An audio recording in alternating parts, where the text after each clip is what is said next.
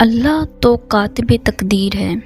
وہ چاہے تو تقدیر کو نئے سرے سے لکھ سکتا ہے۔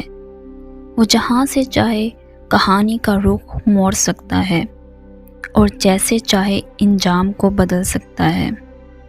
وہ تمہاری طرف سے کیسے ناواقف ہو سکتا ہے جس نے تمہاری تخلیق سے پہلے یہ فرما دیا کہ اور ہم تمہاری شہرگ سے بھی زیادہ تمہارے قریب ہیں۔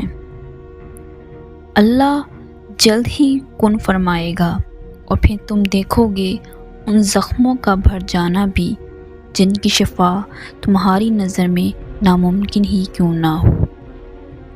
کیا اللہ کے لیے کچھ ناممکن ہے؟